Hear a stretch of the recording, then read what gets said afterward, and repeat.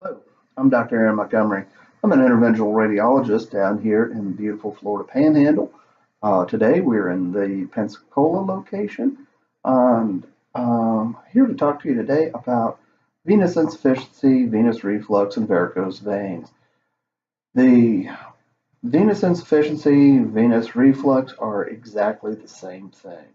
And what this really means is that blood flow in the veins, which are supposed to bring blood back from wherever to the heart, are not doing their jobs.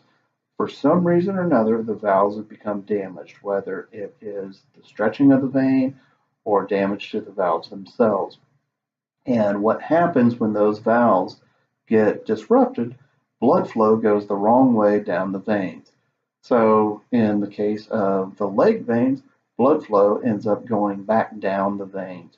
And just like if the Mississippi River were to start going the wrong direction, every vein that was draining into that vein now gets engorged. So the Ohio, the Missouri, all those rivers would just be massively flooded if the Mississippi decided to go the wrong way. Well, that's what's happening in the legs. So what causes this is a lot of things we can thank our parents for. A lot of times it's genetic, standing for long periods of time. We will see, the military men for being in formation. We see teachers, nurses, and people in retail because of the prolonged standing. It does affect women more than men, and that is due to pregnancies with the progesterone. So other causes to it are blood clots, which as they form, they can expand and damage the veins. So what venous insufficiency or venous reflux do is allow blood flow to go the wrong way. They engorge these veins and these dilated varicose veins. They can cause spider veins, but also they can cause some severe leg pain. We've had patients that sleep on their bed backwards so that their legs are on the wall, so it makes them feel better. These people will have horrible throbbing leg pain, leg cramps. They can also complain of leg heaviness and fatigue. The treatment options for this have evolved through the years.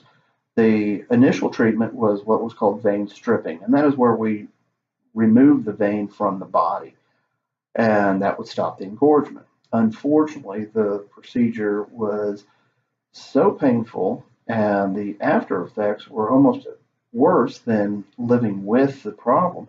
Well, a lot of patients today have lived with this horrible pain for 20 some years because their grandmother or their mother said, don't ever have your veins treated.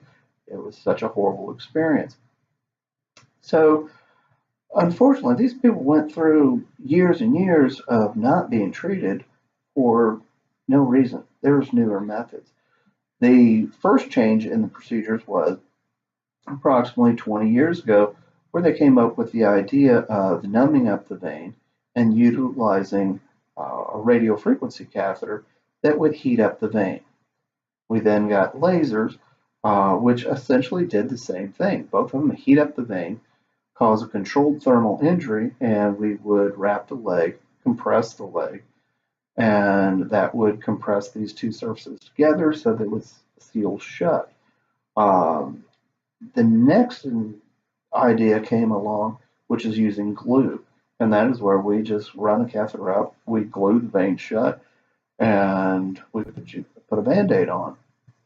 The glue treatment is only authorized from a couple of insurances.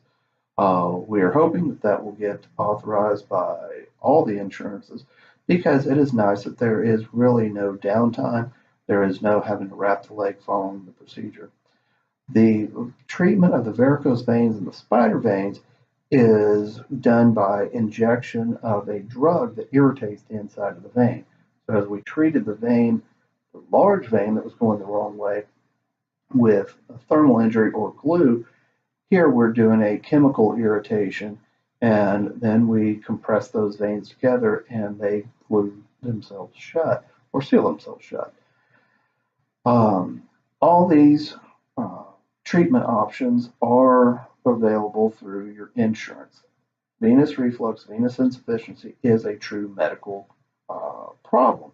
It actually can lead to venous stasis ulcers, and some people even get as far as having to have an amputation of their leg because the problem got so bad. If you are suffering from this, there is no reason to. We hate to see people suffering with this condition when there's such simple treatment options. So if you have this problem or you know somebody that has this problem, we'd love to see them to get them back to their normal self. Thank you.